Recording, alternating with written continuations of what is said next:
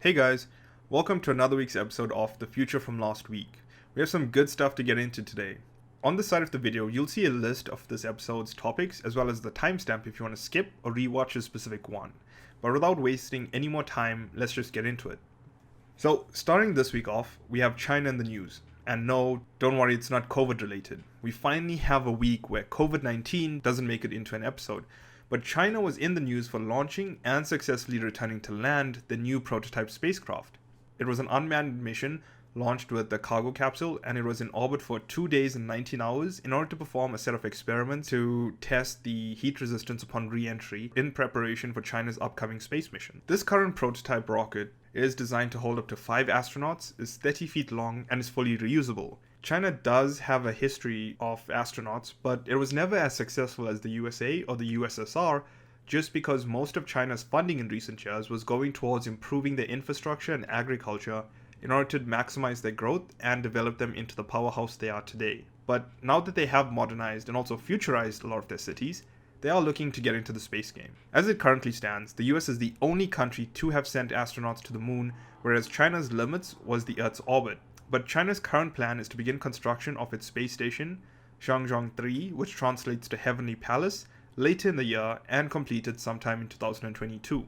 Once this is up and running, China has some ambitious plans to set up a base camp on the surface of the moon, and from there overtake the US in being the first country to send humans to Mars. Now I, for one, am excited because we are literally going to live through another space race in our generation.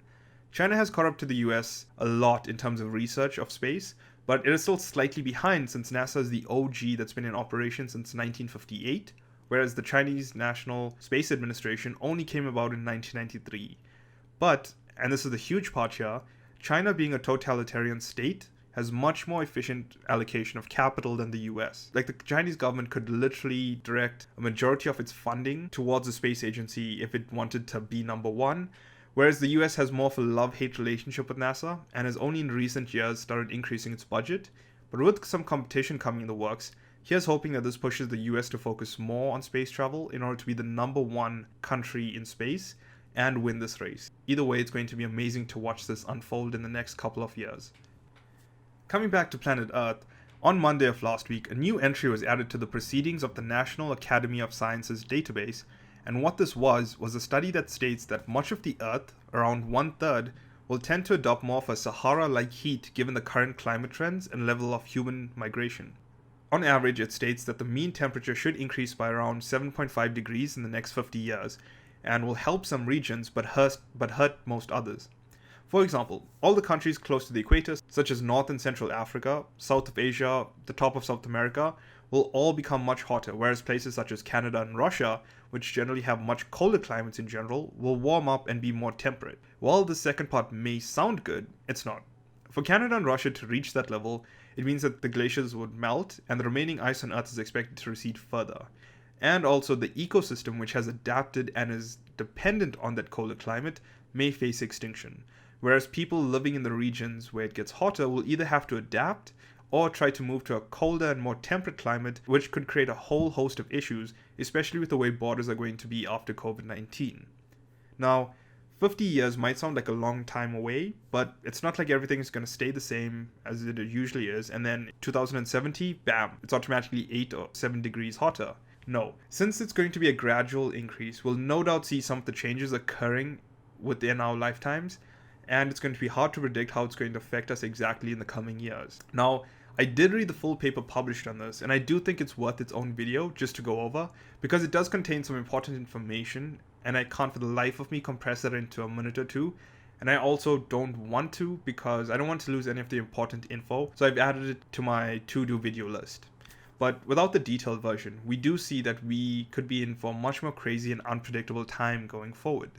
So that might have been a bit depressing, but for some more exciting news on the future, scientists over at the Institute of Technological Sciences at Wuhan University have created a prototype that demonstrates using plasma for jet propulsion. So the way this differs from the traditional jet engines is that they create thrust by mixing compressed air with fuel and igniting it.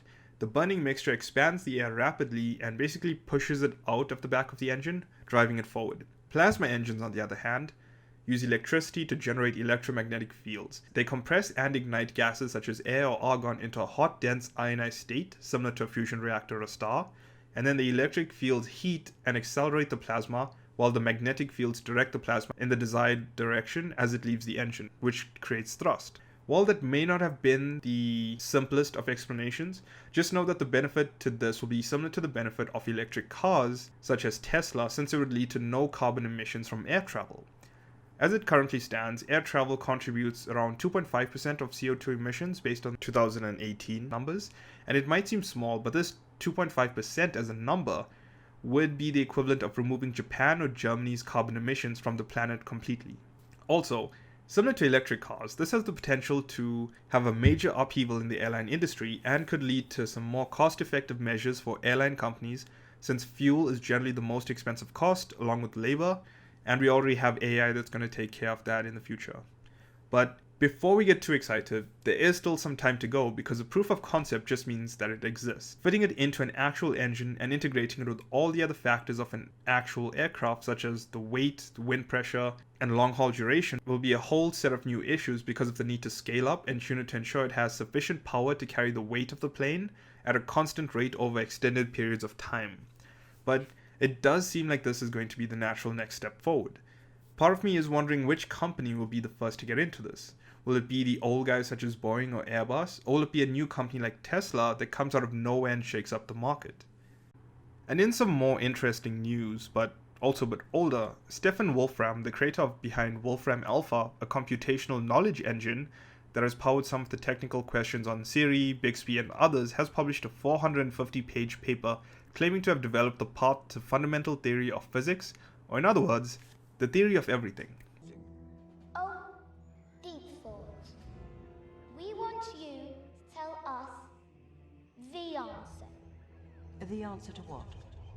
The answer to life, the universe, everything. We'd really like an answer. Something simple.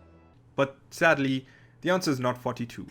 For those of you wondering, the theory of everything isn't too far off from what's mentioned in The Hitchhiker's Guide to the Galaxy. It's meant to be a single theory that would explain the physics of the entire universe, everything from dark matter all the way to quantum mechanics.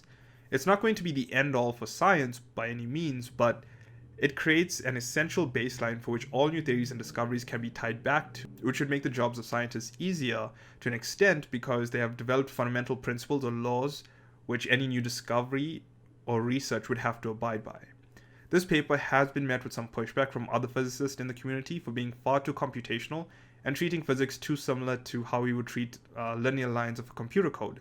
Or in other words, it's just too simple. In Stefan's defense, he is incredibly smart, having published his first scientific paper at 15 and receiving his PhD in theoretical physics from Caltech by the age of 20, along with contributions to AI and computational knowledge throughout his lifetime. Whether or not his theory is the best way to explain physics as we know it is for the scientific community to determine through testing and peer review.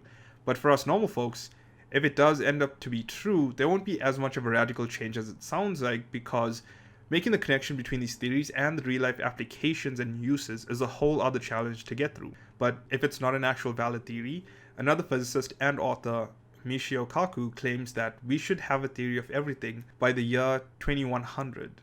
Whereas there are even some other camps that think that a single theory explaining the fundamental concept of everything may not even exist given how complex the universe is and our relatively little understanding of it, which ultimately boils down to we don't know what we don't know.